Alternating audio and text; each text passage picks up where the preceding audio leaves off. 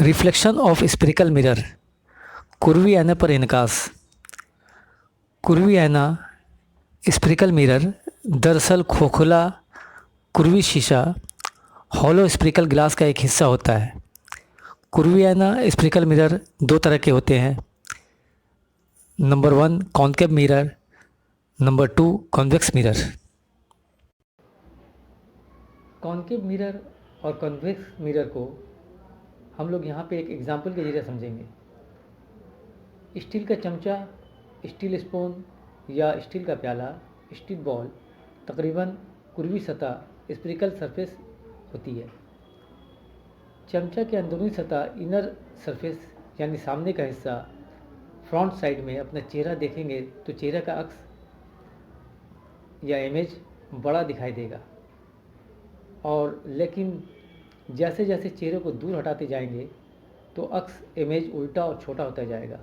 तो इस तरह के मुशाहदा से मालूम हुआ कि चमचे का अंदरूनी हिस्सा कॉन्केव मिरर की तरह काम करता है।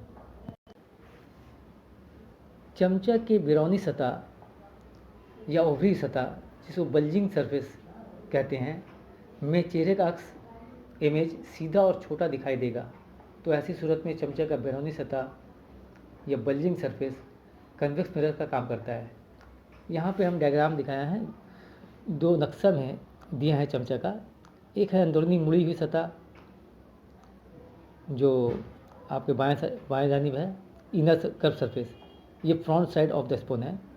तो ये अंदरूनी सतह जो है, फ्रंट साइड जो होता है, वो कॉन्केव मिरर का काम करता है, कॉन्केव मिरर की तरह दिखाई देता है।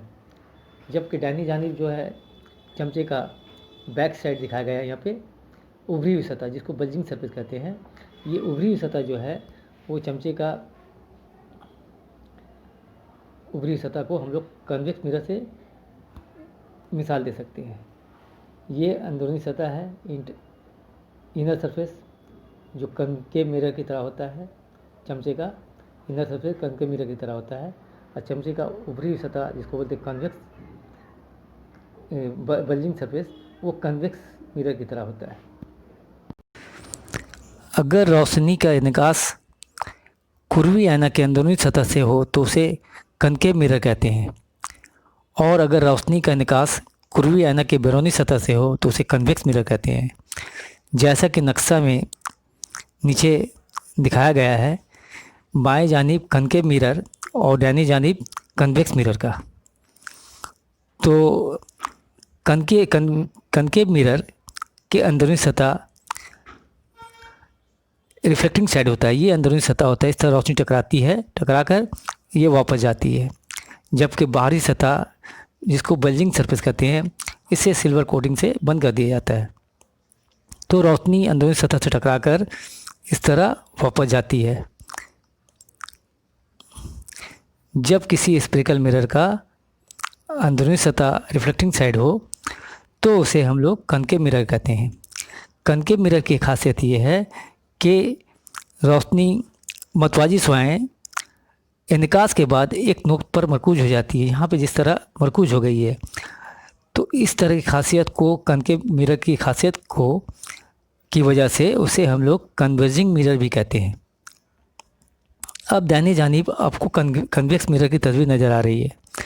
कन्वेक्स मिरर में रिफ्लेक्टिंग साइड जो होता है वो बाहरी साइड होता है, ये इस तरह, इसको बल्जिंग साइड भी कहते हैं।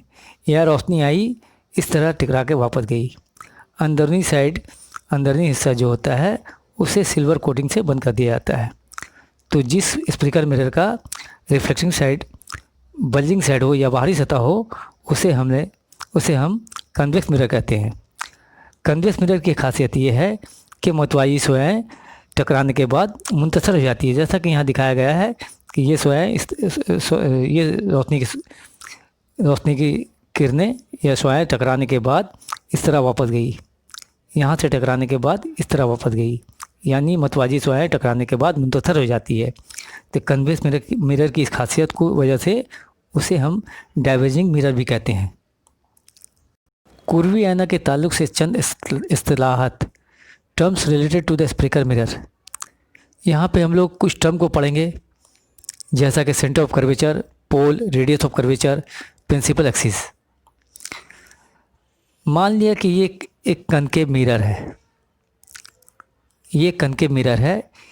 इस मिरर को गौर से देखने से पता चलेगा कि ये किसी स्फेरिकल ग्लास का हिस्सा है। अगर इसको हम कंप्लीट करते हैं इस तरह, तो ये एक स्फेरिकल शक्ल बन जाता है, जो स्फेरिकल का सेंटर होता है, जिसको हम लोग सी से जाहिर करते हैं। ये सी स्फेयर का सेंटर होता है। दरअसल यही सेंटर कॉनकेव मिरर का सेंटर ऑफ कर्वेचर कराता है। तो मालूम ये हुआ कि स्फेयर का सेंटर जो होता है वो मिरर का सेंटर ऑफ कर्वेचर होता है। और एक बात यह है कि कनकेव मिरर में सेंटर ऑफ कर्वेचर जो होता है वो मिरर के सामने होता है। देखिए ये सेंटर, ये कनकेव मिरर है, इसका रिफ्लेक्टिंग साइड ये है, ये रिफ्लेक्टिंग साइड है, इसके सामने सेंटर ऑफ कर्वेचर होता है। जबकि ये कन्वेक्स मिरर है, कन्वेक्स मिरर का रिफ्लेक्टिंग साइड ये होता है, इसका सेंटर इसके आईना के पीछे होता है, यहाँ पे होता है, ये सेंटर ऑफ कर्वेचर होता है। नंबर 2 में है पोल। आईने का पोल कहने से क्या समझेंगे हम लोग? तो देखिए यहाँ पे आईने का पोल जो है वो आईने का मिड पॉइंट होता है। ये जैसा आईने का मान लिया मिड पॉइंट है, इसको हम लोग पोल पी से जाहिर करते हैं। ये कनकेव मिरर में, कन्वेक्स मिरर में भी इस तरह ये पोल मिड पॉइंट होता है। इसे हम लोग ज्योमेट्रिक सेंटर भी कहते हैं। मतलब ये हुआ कि आईने का मरकज़ जो है ऊपर से नीचे और नीचे से ऊपर अगर मेज़रमेंट करेंगे तो वो सेंटर में हो, वो पॉइंट जो आईने का बीच हो, मरकज़ हो, ज्योमेट्री के एतबार से ऊपर से नीचे, नीचे से ऊपर मेजरमेंट करने से जो आईने का मरकज़ होगा उसी को हम लोग पोल कहेंगे। इसके बाद radius of curvature. Radius of curvature क्या होता है?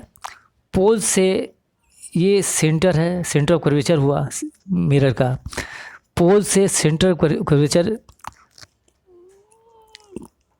के दरमियान खत मुस्तकीम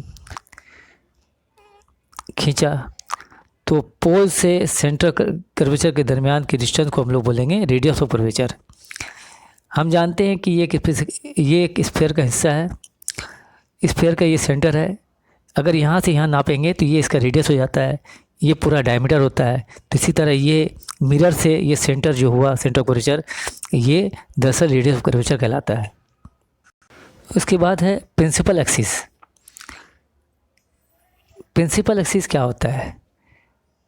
देखिए ये हमारा पोल है, मिरर का मिड पॉइंट जिसको हम लोग पोल कहते हैं, और ये सेंटर ऑफ कर्वेचर है, मिरर का सेंटर ऑफ कर्वेचर है। तो पोल से सेंटर कर्वेचर से होती हुई जो लाइन गुजरेगी ये इस तरह, इसको हम कहेंगे प्रिंसिपल एक्सिस। प्रिंसिपल एक्सिस कहा जाता है।